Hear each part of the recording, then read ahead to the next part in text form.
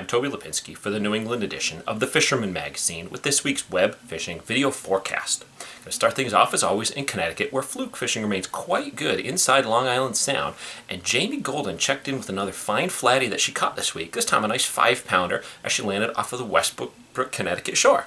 She also landed a nice 9-pounder a couple of weeks ago, so she definitely is dialed in on the fluke bite over in that area of Long Island Sound. Mix in pretty heavily at times with the fluke are some really big black sea bass as well. And Rock and Roll Charters out of Clinton has been finding some good results on sea bass to go along with good catches of fluke, scup, and striped bass. Remember that while the standard recreational limit on black sea bass in Connecticut waters is 3 fish with a minimum length of 14 inches, paying customers aboard a for-hire boat may retain 8 fish per person per day, so that's a little extra incentive to hop on a party boat or a charter boat this coming weekend.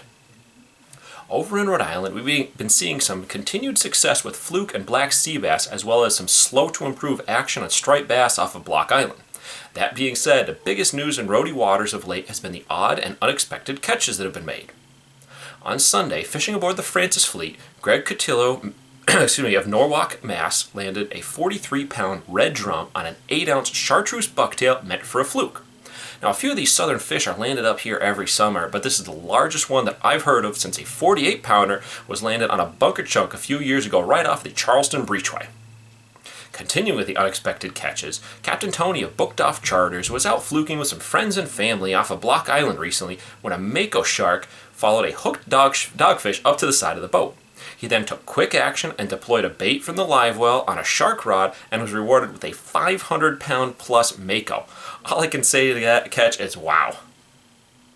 Up in Massachusetts, there was a well-publicized striped bass bite in the Cape Cod Canal last week as expected around the full moon. But unfortunately, it kind of tapered off as the weekend arrived as the catches went down both size and numbers-wise. Fortunately, there are bass to be had in places other than the canal right now, and my good friend Alan Sheriff sent me in a few pictures of some very large striped bass that he landed while fishing off at Chatham aboard Got Striper charters. There's also been some spotty reports of some large bluefin tuna out east of Chatham, and subscriber Jim Kelleher trolled up a 400-pound bluefin this week on a hookup root beer-colored splasher. He bested the tuna after about a 2-hour battle on a 130 pen, and he also had his 2 sons, Jimmy and Michael, on board, as well as Mike Guidaldi, Casey Hilliard, and cockpit expert Mark Granero. Congrats to the entire crew on the great catch. So there you have it. That's this week's video fishing forecast. I'm Toby Lapinski for the New England edition of the Fisherman magazine, wishing you tight lines on the water.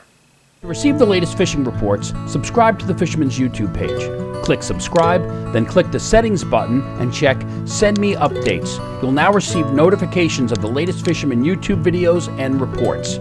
If you're already a subscriber, make sure you've checked Send Me Updates in the settings so you receive the latest notifications.